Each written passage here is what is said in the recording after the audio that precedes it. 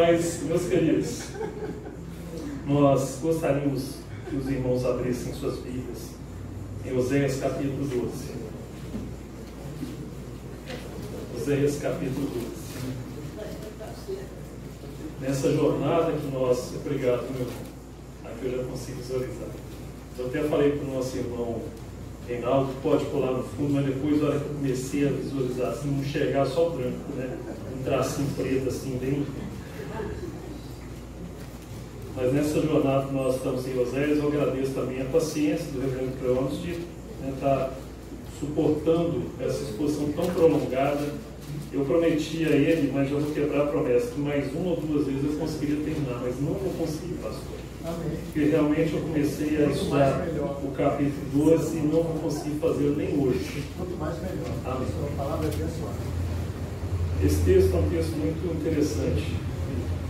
Aparentemente ele é um texto que diz respeito ao outro, mas diz respeito a cada um de nós. É o seguinte, lá começando o versículo 12 do capítulo anterior, diz: Efraim me cercou por meio de mentiras, e a casa de Israel com enganos, mas Judá ainda domina com Deus e é fiel com o santo. Efraim apacenta o vento e persegue o vento leste todo dia. Multiplica mentiras e destruição e faz aliança com a Síria. E o azeite se leva ao Egito. O Senhor também com Judá tem contenda e castigará Jacó segundo o seu proceder, segundo as suas obras. Segundo as suas obras o recompensará. No ventre pegou no calcanhar de seu irmão, no vigor da sua idade, lutou com Deus. Lutou com o anjo e prevaleceu. Chorou e lhe pediu mercê em Betel. Achou a Deus e ali falou Deus. E lhe pediu mercê. Em Betel achou a Deus e ali falou Deus conosco. O Senhor, o Deus dos exércitos, o Senhor é o seu nome. Converte-te ao teu Deus, guarda o amor e o juízo, e no teu Deus espera sempre. Vamos parar no versículo 6. Senhor Deus e Pai, eu te sou grato por esta palavra tão bonita, muitas vezes tão enigmática. Não temos uma compreensão plena dos dados da geografia, da história daquela época, mas sabemos que o Senhor tratou com aquele povo como o Senhor trata conosco hoje, Senhor Deus. Com justiça, mas com misericórdia. Sempre lembrando o pacto bendito que o Senhor fez com aquele povo, Senhor Deus. Sempre lembrando a esperança que viria logo a seguir, depois de alguns séculos, na plenitude dos tempos, Senhor Pai. Ó Pai, te damos graças pelo profeta, pela vida dele, que escreveu essas palavras, iluminado pelo teu Santo Espírito. Dê-nos clareza, entendimento, e que possamos aplicar a tua palavra em nossas vidas. Em nome bendito do Senhor Jesus. Amém, Senhor Deus. Queridos, alguns meses um irmão levantou uma questão interessante, que muitas vezes a gente fala em locais, né, épocas, e às vezes a gente não consegue sintonizar muito bem como isso fica visualmente. Aí eu trouxe alguns slides bem rápidos para os irmãos, só para podermos ter um entendimento mais claro, para a leitura ficar um pouco mais fácil. Eu não sei se pode pagar essa luz aqui no final, fazendo favor. Esse aqui é um mapa, na época, da expansão do reino sob Salomão. Ou seja, não somente eles tinham a terra praticamente toda que eles possuiriam depois, né, ou possuíam antes, como expandiram. Foi a época onde o reino mais expandiu, o reino de Israel. O que acontece é que o herdeiro de Salomão, que foi o Roboão, não foi um homem muito sábio. Os homens lembram da história bíblica, né, em que o Jeroboão, que tinha sido exilado e tinha fugido para o Egito, inclusive se aparentado com o pessoal lá no Egito, né, com a monarquia do Egito, Jeroboão, então, depois que Salomão morre, ele retorna a Israel e, junto com uma grande quantidade do povo que se levantou nesse momento, ele reclama com Roboão, que era o filho de Salomão, quanto a necessidade de adequar os impostos, etc., com o que o povo conseguia suportar, porque, segundo ele colocou, e de fato a história mostra isso, Salomão pesou muito o povo com impostos, né, para manter toda aquela grandeza do rei. Então o que acontece? Roboão não foi sábio, a resposta foi dura, se consultou com as pessoas erradas, e aí quase houve uma guerra civil. Eu já contei essa história várias vezes, mas, como diz a didática, fala que a gente tem que repetir uma menção pelo menos 7 vezes para ficar bem guardada na memória, né? Talvez essa seja a 6ª ou a 7ª vez, mas vamos lá.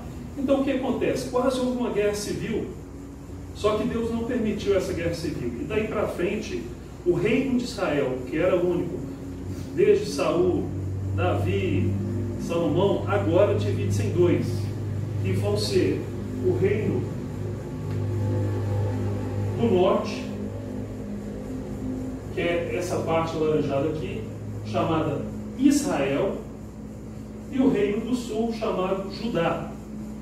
Aqui em cima nós tínhamos 10 tribos, e aqui 2 tribos praticamente. Então, a história de Oséias, que nós estamos expondo, ela ocorre depois dessa divisão, como já dissemos. Tá? Isso é importante, porque, na verdade, são 2 nações soberanas. 2 nações cujas monarquias se estenderam por alguns séculos. Né? Essa divisão ela ocorreu logo após o reinado de Salomão, e foi no caso do Reino do Norte, Israel, até 722 a.C.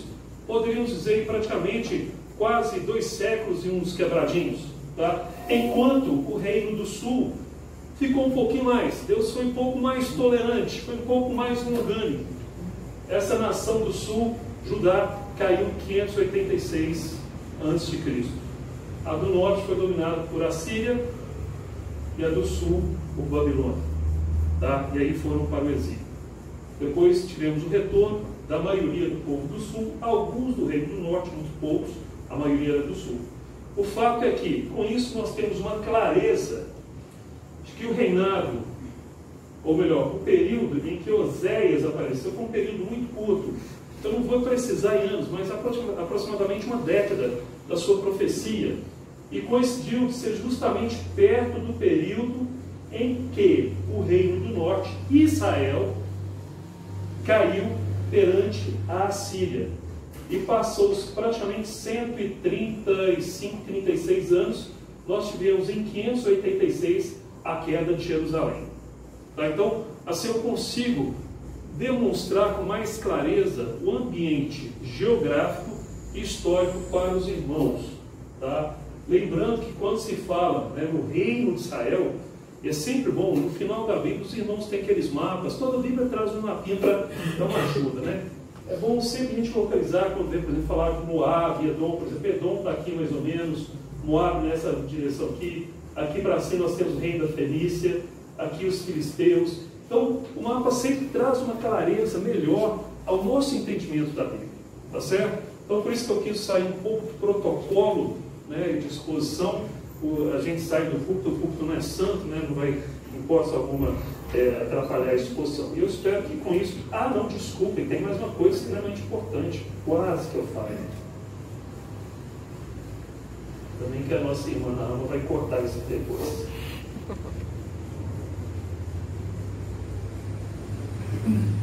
O que aconteceu no Reino do Norte, que é o enfoque principal da exposição que nós estamos tendo, é que Jeroboão, quando separou-se, né, quando o Reino do Norte separou-se do Reino do Sul, Jeroboão foi o primeiro rei. Lembra, ele estava lá no Egito, retornou do Egito, fez um levante. A guerra civil não ocorreu porque Deus não permitiu, mandou um profeta e falou, não entra em guerra, foi para o Reino de Judá. E aí Jeroboão, olhando, eu já falei isso também, vai agora, acho que é a 5ª vez, tem mais 2 ainda de crédito. Jeroboão então temeu o seguinte, olhem só, se, estando reinando aqui em Israel, no Reino do Norte, o povo quiser seguir a Deus, como estava descrito na lei mosaica, indo a Jerusalém anualmente, O que aconteceria com esse povo? Jeroboão pensou, esse povo muito provavelmente vai tender a futuramente seguir a monarquia davídica. Por quê? O reino do sul continuou sendo dominado pela monarquia davídica, os herdeiros de Davi, até o final da sua história. Então o que Jeroboão fez? Jeroboão colocou 2 bezerros de ouro, um em Betel, aqui no sul, e outro em Dan. Olhem só a estratégia geográfica dessa colocação. Uma porta de entrada no norte e outro no sul. Inclusive, muitos exploram em termos de história que esse bezerro do sul, ao invés de somente influenciar o reino do norte, teve alguma influência aqui no sul de Judá, no norte de Judá. Então foi algo terrível. Tão terrível, mas a raiz desse mal não estava somente aqui. Já vinha muito antes. Nós vamos depois falar brevemente sobre isso. Com isso, o que acontece? Esse reino do norte, até o seu final, até a tomada pela Síria, foi um reino sempre que teve reis ruins, que não seguiam a Deus. No reino do sul, alternava-se um reino bom, um reino ruim, de vez em quando vinha uma reforma e assim por diante, até que no final Deus retirou essa monarquia e mandou o pessoal para o exílio. Tranquilo? Eu acho que deu uma clareza maior para o que a gente está expondo aqui hoje. Bom, agora voltemos aqui ao ponto. Então, meus queridos, com isso tudo, nesse contexto geográfico e histórico, o que estava acontecendo no Reino Norte que Oséias traz de uma forma tão bonita, tão clara, iluminado pelo Santo Espírito, inspirado pelo Espírito Santo, melhor falando. Ali ocorria juramentos falsos, mentiras, assassinatos, roubos, adultérios, lideranças religiosas e políticas eram ímpias, idolatria, embriaguez, arrogância, sacrifícios insinceros, recusa de ouvir a palavra de Deus, engano, alianças ímpias, desonestidade, orgulho. Enfim, a raiz de todos os males, que é a quebra da aliança com Deus, o esquecimento de Deus, a idolatria. E aí o texto começou no versículo anterior, o versículo 12 de 11, justamente porque Efraim me cercou por meio de mentiras e a casa de Israel com engano. Mas Judá ainda domina com Deus e é fiel com o santo. Porque aqui nesse contexto, Oséias já mostra claramente naquela década, ao final daquela década, já viria o juízo definitivo de que a Síria, o reino da Assíria, tomaria o reino do norte. Então aquelas nações estavam sendo julgadas por Deus, inclusive Judá. Só que Deus foi tolerante, um pouco mais tolerante com Judá. Mas 136 anos depois que caiu o reino do norte, caiu o reino do sul. Então, vemos aqui uma nação que iniciou grande, que foi dividida por esse episódio que citamos, cada qual seguiu o seu caminho, no seu passo, cada qual seguindo o seu pecado. Meus queridos, cada qual seguindo para a sua destruição. E é interessante que a história mostra, e por isso que eu sempre digo aos meus alunos escola dominical que a gente tem que ler a Bíblia toda. Porque muitas vezes porções da Bíblia que parecem ser soltas, aleatórias, como os jovens, os adolescentes gostam muito de falar hoje, na verdade elas têm estreita relação com a história toda da progressão da revelação divina. Porque quando nós olhamos lá em Juízes capítulo 2, Juízes capítulo 17, capítulo 8, nós vemos a causa desse povo estar nessa situação agora, a raiz está lá no início. Na verdade, a nação já nasceu na idolatria. A nação já nasceu na tentação de seguir a outros deuses. Já desde o princípio, aliás, se formos olhar na história lá no deserto, o bezerro de ouro, mostrando que, por mais que havia uma esperança, essa esperança não poderia ser depositada nos homens dessa nação. Não poderia ser depositada na liderança dessa nação, seja ela a monarquia, seja ela os próprios sacerdotes. O fato é que quase 200 anos de separação e coexistência dessas duas nações ocorreram, e os destinos de ambas estavam conectados pela raiz da idolatria. Ambas caíram frente a diferentes inimigos, mas ambos inimigos levantados pelo próprio Deus para disciplinar aquelas nações. É interessante, meus queridos, que por mais que nós tentamos entender essa questão, sempre é bom a gente lembrar que, no meio dessa nação idólatra, sempre a igreja do Senhor esteve resguardada. É uma coisa que eu gosto sempre de lembrar, que a ideia muitas vezes que passa que aquele país todo estava devasto, perdido, mas lembrem-se, quando Elias foi advertido por Deus que além dele tinha 7.000 servos do Senhor que não se dobraram a Baal. Significa que, apesar de tudo, a igreja do Senhor estava preservada naquela nação. Alguns não se dobraram, como assim temos na nossa nação. Assim temos nesse mundo, onde o mundo jaz no maligno, mas muitos ainda são fiéis a Deus. Não por eles próprios, não por mim, não por você, mas porque nós somos eleitos em Jesus Cristo. Se for por nós mesmos, nada conseguimos. O fato é que a consequência de todos esses pecados foi pobreza, morte física para alguns e finalmente o exílio. Os profetas clamaram século após século. Se vocês olharem em algumas Bíblias, Genebra mesmo traz várias listas de profetas de acordo com o tempo. É interessante como que tempo após tempo Deus levantou profetas. Nós estamos estudando os profetas menores e cada qual com enfoque um pouco mais específico em um aspecto ou outro, mas o que une a fala, a exortação de todos esses profetas é: voltem para Deus. É a fala que nós, profetas do Senhor, devemos fazer todos os dias. Meus queridos, voltem para Deus. E é engraçado, para não dizer trágico, né? Todos nós temos, eu lembro que o pastor Paulo já veio essa expressão também disso aqui, o nosso chamado pecado de estimação. Aquele pecado que, ao final, seja ele qual for, aflui para um único fato, que é o esquecimento de Deus. Quantas vezes nós somos inconsequentes nas nossas ações, no que nós muitas vezes pensamos que estamos nos escondendo das pessoas, ou às vezes mesmo de Deus, e que no final das contas não é algo que nos leva a um denominador comum em nossas vidas, pelo contrário, nos leva realmente a difíceis caminhos.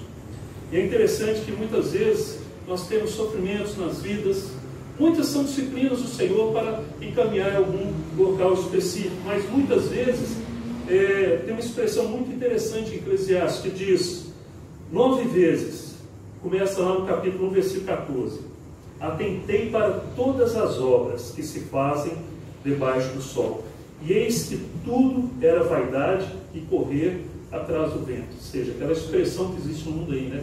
Muitas vezes a gente está correndo atrás do vento, é uma expressão inventada pelo pessoal no mundo, na verdade é uma expressão bíblica. E Salomão, especificamente, quando escreveu isso, basta lembrar da história da vida dele. A história da vida dele, no final das contas, ele se dobrou à idolatria dos ídolos das suas esposas e concubinas, ao ponto que o próprio Deus levou-o à repreensão.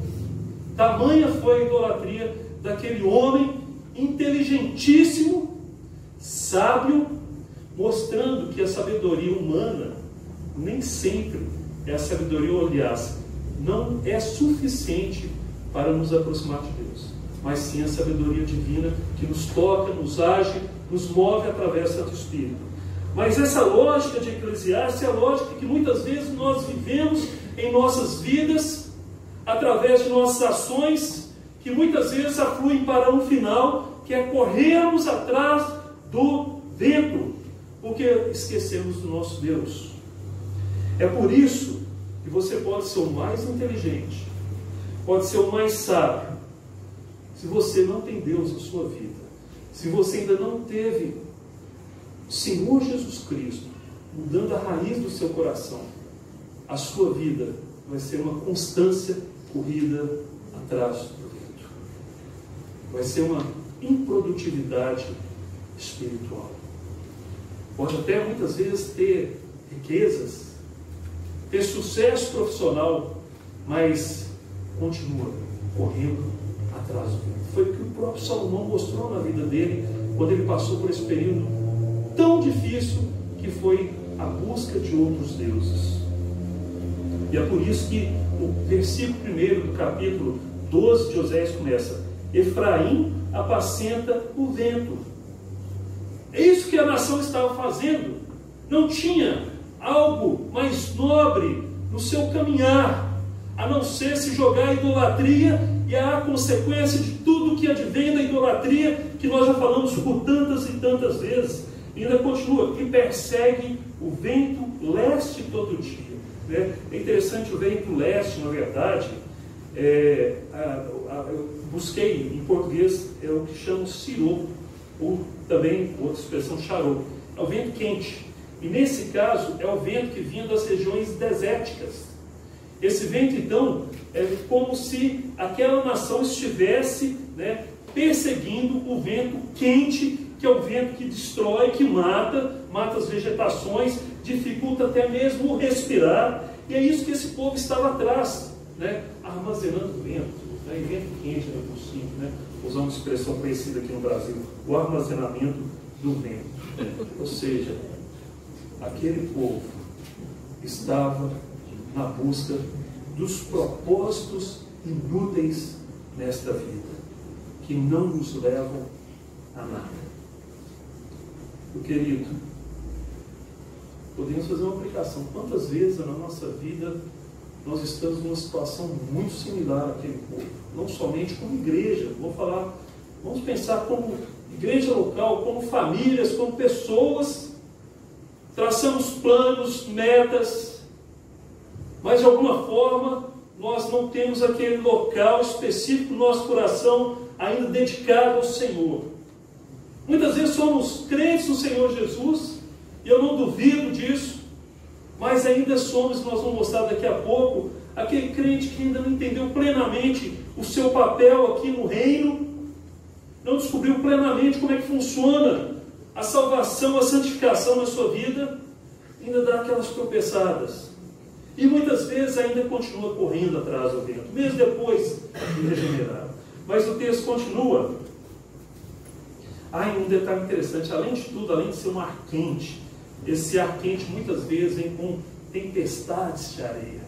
E quem já passou por isso, eu já tive uma oportunidade uma vez no deserto, lá nos Estados Unidos, passar por uma tempestade de areia. Meus irmãos, é terrível.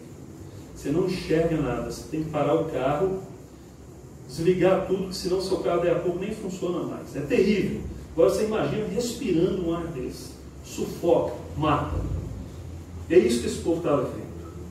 Multiplica mentiras e destruição, e faz aliança com a Assíria, e o azeite se leva ao Egito. Que expressão estranha, né? Azeite ao Egito, aliança com a Assíria. O que é isso? Se fosse o nosso contexto hoje, se falar para os irmãos, os Estados Unidos fez uma aliança com a Arábia Saudita em troca de óleo, todos nós entenderíamos. Por quê? É a forma, é o contexto que nós conhecemos desse comércio internacional de alianças e tudo mais. Naquela época era diferente. Então o que acontece? Já havia ameaça da Síria. Todos já entendiam que logo a Síria estaria batendo às suas portas.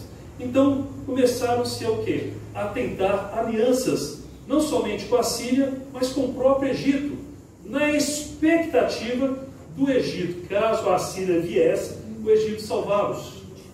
E essas alianças, elas se resumiam não somente na entrega de bens, como era o caso do Egito, como também de pagamento de tributos.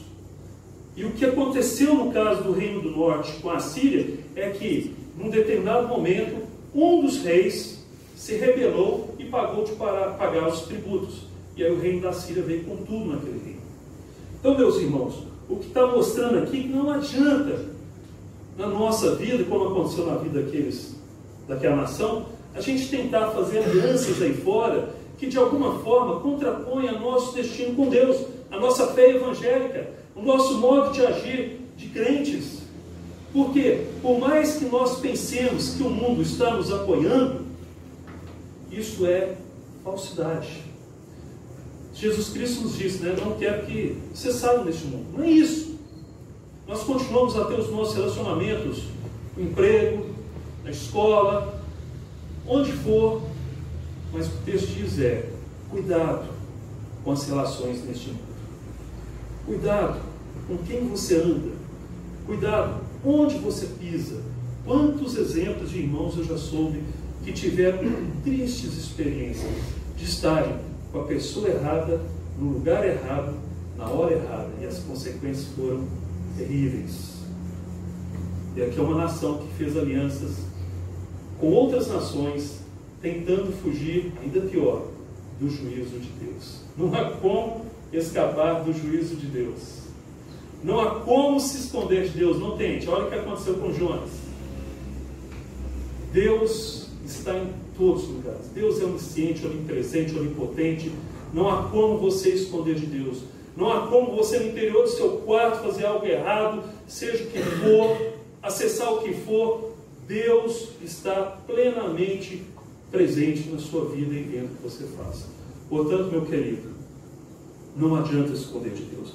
E para vermos, né, por exemplo, lá em 2 Reis, capítulo 17, versículo 4, mostra justamente quando o rei da Síria achou o monarca Oséias, que não era o profeta nesse momento, tinha o profeta Oséias e o rei Oséias.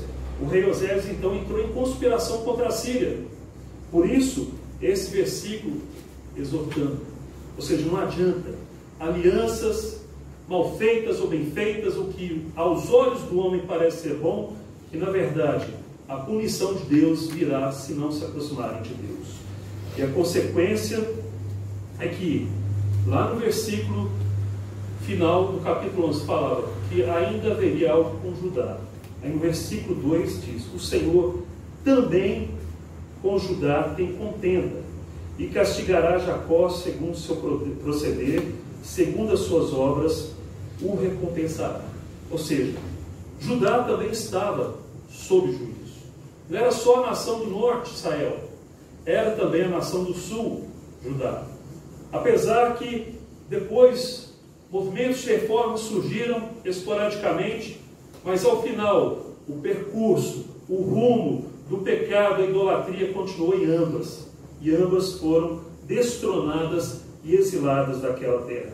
Mas aí eu vou me prender a essa analogia feita com relação a Jacó. E castigará Jacó, segundo o seu proceder, segundo as suas obras o recompensará. Quem era Jacó? Neto de Abraão. Todos os irmãos lembram de Jacó, patriarca, que deu origem à nação de Israel, ele teve algumas questões na sua vida. Jacó, na verdade, que ele está mostrando analogicamente como sendo o exemplo do que estava acontecendo com aquela nação. Olhem só, castigará Jacó. Jacó representando a nação e ao mesmo tempo trazendo, evocando a história desse servo. Segundo o seu proceder, segundo as suas obras, o recompensará. E aí, o texto, eu vou tentar ser o mais breve possível, já estamos com 20 e poucos minutos. O texto cita 3 episódios da vida desse homem. O primeiro foi o próprio nascimento. Jacó, gêmeo de Esaú, ao nascer, quando foi puxado Esaú, Jacó estava com sua mão pega no calcanhar de Esaú. E aí o nome, Jacó, que em hebraico é Yaakov, que tem uma pronúncia muito parecida com Akov, que é calcanhar. Então, ele agarrou o calcanhar. Então, não é nada profético, no sentido de ele ter sido o apanhador de calcanhar. Não, é porque ali aconteceu o fato e resolveram colocar aquele nome que tem uma pronúncia parecida com calcanhar no hebraico. Mas, lá em Gênesis 27, 36, depois de Jacó ter apontado algumas coisas erradas, o Esaú chama ele de, fala o seu nome, por isso o seu nome soa como enganador. É um enganador. Porque enganador é uma expressão hebraicamente que na pronúncia acaba, é muito parecido com o próprio nome do Jacó.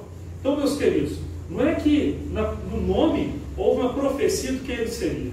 E a gente tem que tomar muito cuidado, né, que existem muitas teorias, né? Porque o seu nome é um nome amaldiçoado, isso é bobagem, não existe certo, Senhor. Tá? Mas o que acontece é que, apesar, né, de soar igual, na verdade a vida dele era igual. Por que era igual?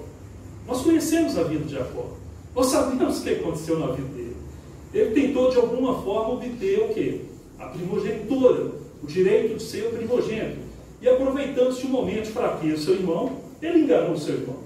Esaú também estava errado. Os dois estavam errados. Mas Jacó aproveitou-se daquele momento. E nós sabemos o que aconteceu, porque logo depois houve mais um engano. Qual? Foi justamente o engano de obter a bênção do seu pai Isaac, em que ele e a mãe arquitetaram um plano e acabou que Jacó foi abençoado no lugar de Esaú. Era um homem velhaco, vamos ser sinceros, né?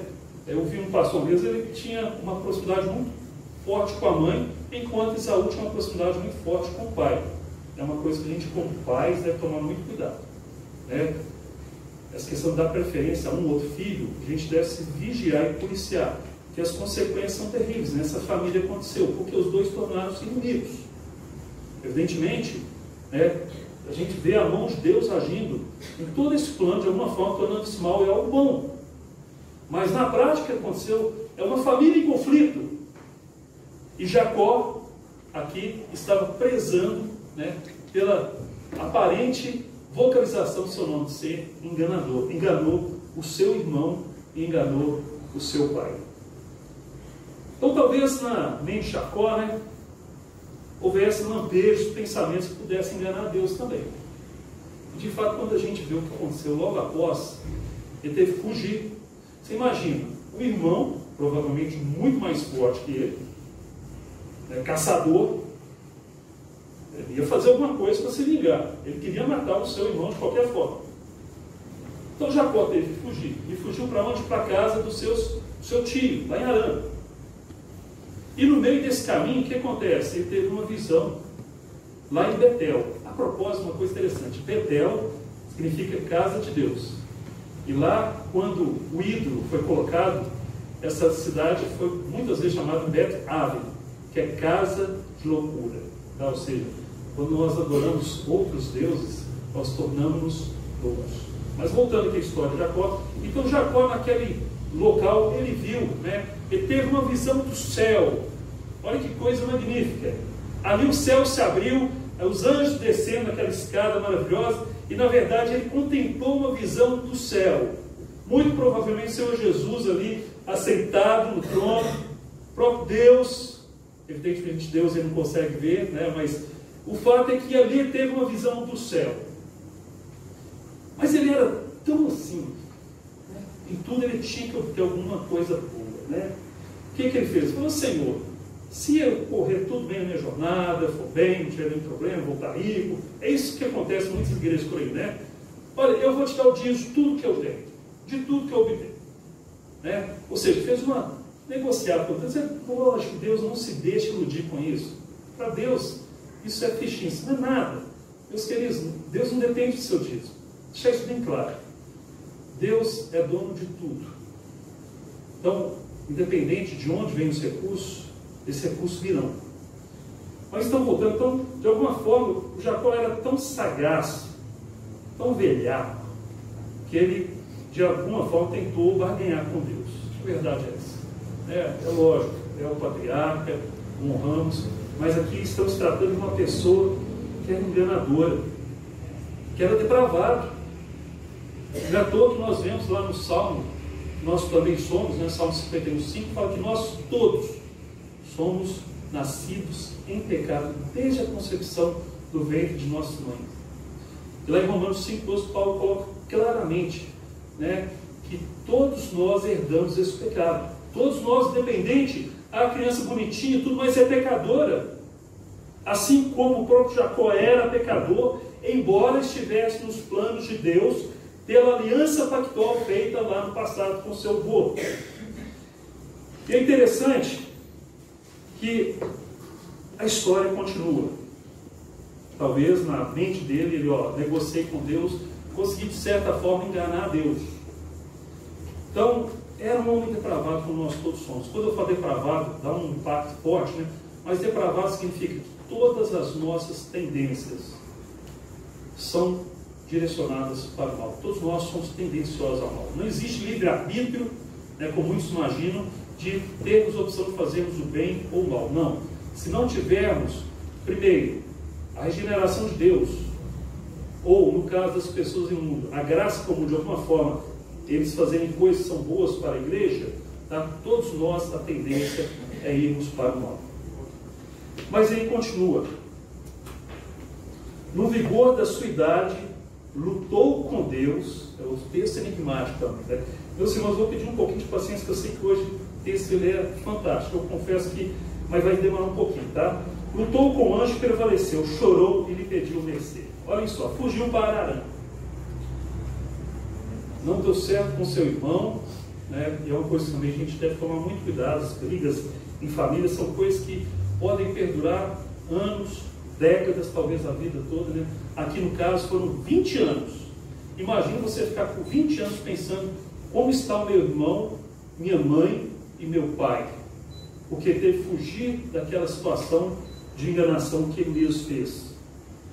Só que ele foi lá para o seu tio Labão, e lá também, de alguma forma, ele começou a ser corrigido. Porque Labão, poderíamos dizer, o nome não fala, mas ele era um enganador também, né? Ele não era uma pessoa tão, vamos falar assim, honesta, aparentemente. Por quê? Na promessa do casamento com Raquel, o que acontece? No dia do casamento, quem foi oferecido depois de 7 anos de trabalho foi Lia. E depois Labão explicou, não, nosso costume aqui é a filha mais velha casar primeiro. Então você vai ter que ficar com a filha mais velha, embora não seja muito bonitinho e tudo mais, e depois você vai ficar com a nova também, mas você tem que pagar mais 7 anos de serviço. 14 anos e trabalhou mais 6 depois, totalizando 20 anos. E nesse tempo, houve algumas mudanças. Deus beneficiou Jacó, que estava na aliança pactual, e Jacó teve o aumento do seu gado e tudo mais, ao ponto tal que o próprio Labão, os seus filhos, já começaram, esse cara está aqui fazendo algo que está fora da normalidade, porque está ficando rico e nós estamos perdendo o que nós temos. E aí, Jacó descobriu, está na hora de voltar para casa. Deus foi bondoso, né? Na cabeça dele talvez até pensou, tudo que Deus me deu é porque eu fiz aquele pacto com Deus lá em Betel, negociei com Deus, e agora eu tenho tudo porque Deus é bom e eu sou esperto. E aí ele começa a pensar, como é que será que está o meu irmão Esaú? Ficou ansioso, porque de repente o que passa na mente de um homem que perdeu o que era de mais precioso naquela época, que era receber o direito de primogenitura, recebia tudo em dobro, e a bênção do pai como primogênito.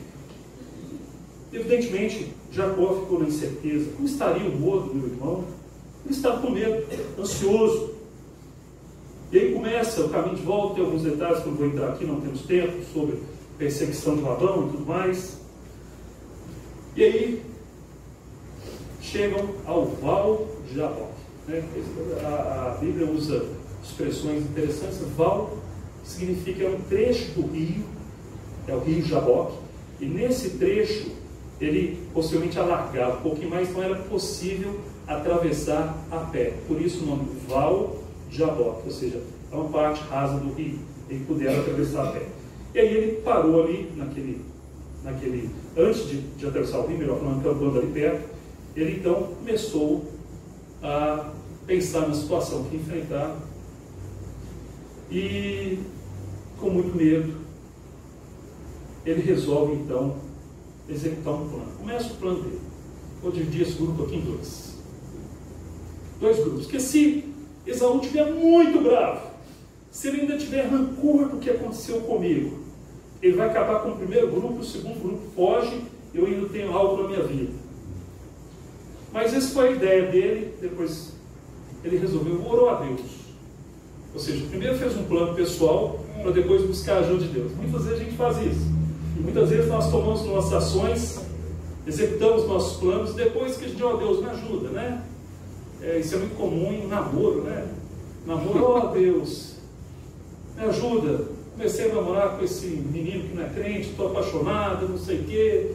E aí depois que a coisa está toda estragada, a gente busca consertar, né? Às vezes Deus tem misericórdia, muitas vezes não.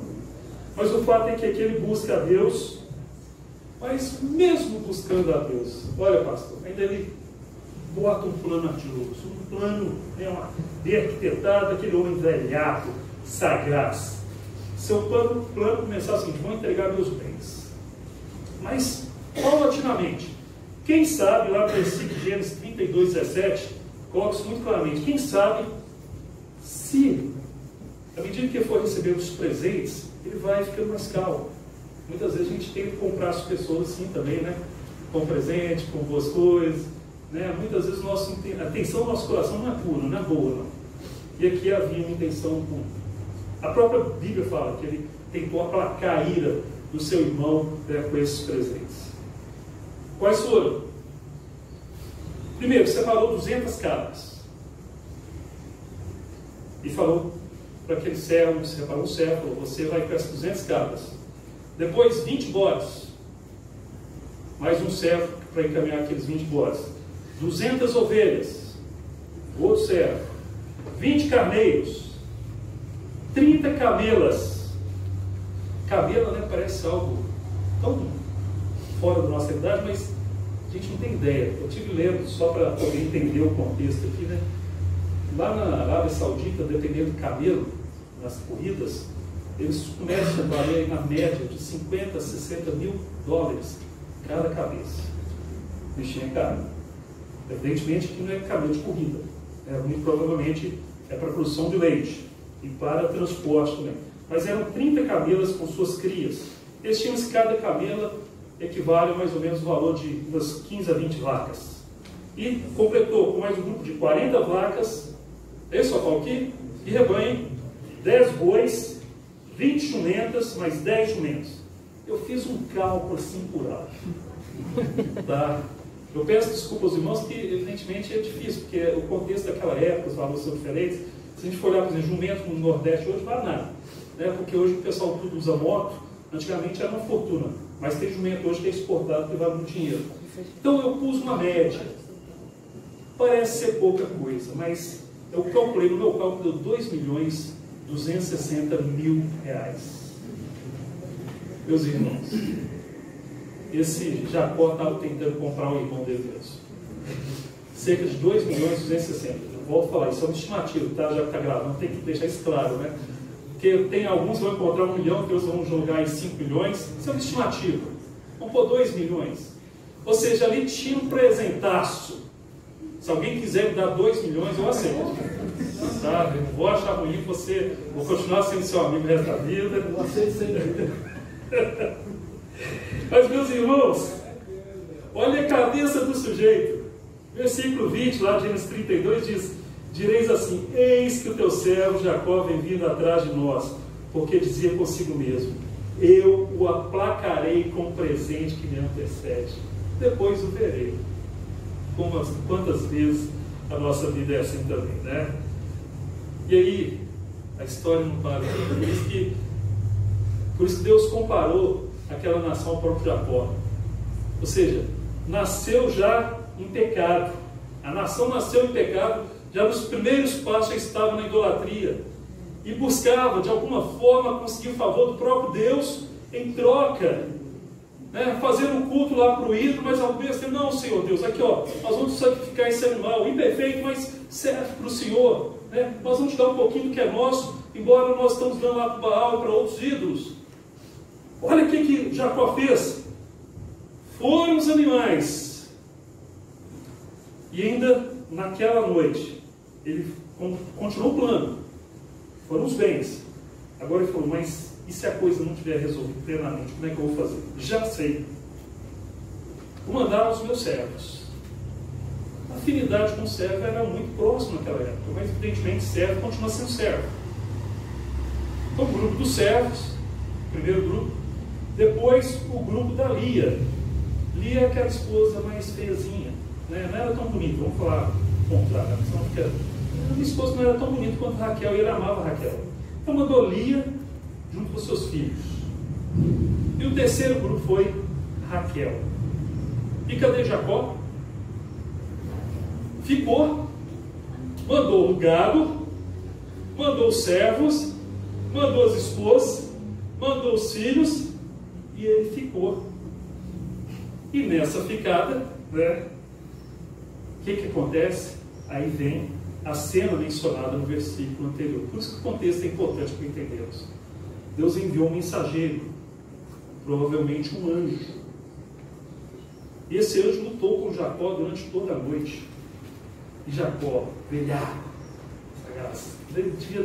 com a espada, estou ganhando a luta, não sei o que e tal. E anjo, meus queridos, quando o anjo é usado para condenação, só lembrar o caso de Senaqueribe, né? Que foram 185 mil mortos que um anjo fez, ou seja, o anjo matou 185 mil pessoas que estavam cercando a cidade lá do exército Senaqueribe. Naquela vez que Davi fez o censo contra a vontade de Deus, Deus mandou uma praga, e essa praga, na verdade, foi executada por um anjo. Foram 70 mil mortos. Um anjo. E Jacó achando que estava, né, sendo páreo para um anjo.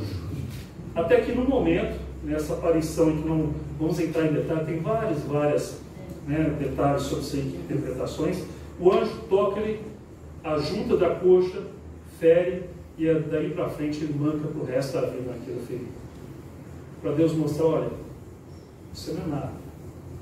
Adianta você achar que está enganando os outros, sua família, né, seus parentes, mas a mim você não engana.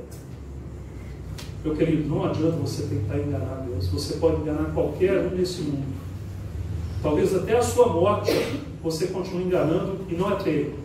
Mas Deus está vendo. E assim aconteceu. De alguma forma, aquela luta mudou a vida de Jacó. Aquela foi a transformação da vida dele. Porque naquele momento o anjo muda o nome de Jacó, que não mais chamaria Jacó, mas Israel. Israel. Luta é o Deus, luta com Deus. O homem que lutou com Deus. E aí começou a mudança na vida dele. Mas ainda não era uma mudança perfeita. Assim somos nós, né, pastor? Somos crentes, Deus nos transforma, Deus nos muda, Deus nos coloca, né, as cicatrizes e somos mudados. Mas ainda assim continuamos, né, Leandro? Como foi falado na lição do Crônicas, a nossa vida é esse processo de santificação. Jacó ainda não tinha entendido plenamente o plano de Deus para a vida dele e de sua família. Assim é a nossa vida também. Somos transformados, mas ainda incipientemente aperfeiçoados. E a batalha continua. Por quê? Aí continua o texto. Em Betel, lá no versículo seguinte, em Betel achou a Deus e ali falou Deus conosco. Por que em Betel achou a Deus? Porque depois desse episódio da transformação de Jacó, em que o seu nome foi mudado, mas ainda havia algo mais a ser mudado.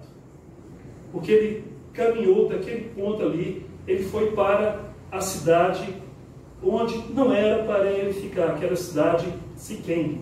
Ali ele permaneceu, as coisas não se deram muito bem, a sua filha sofreu estupro, os seus filhos, 2 filhos, foram e assassinaram uma cidade inteira, até que Deus levanta sua voz e diz a Jacó: Jacó, você foi transformado não para ficar nessa terra, mas para ir a Betel, aquela cidade, aquele local que eu te mostrei, que depois será cidade, onde você prosperará espiritualmente. E aí sim, a vida de Jacó mudou de uma vez por todas. Em Betel houve mudança, porque ali era o plano de Deus para Jacó, que não ouvira a palavra de Deus antes, mas naquele momento ele viu, é hora de seguir a palavra de Deus.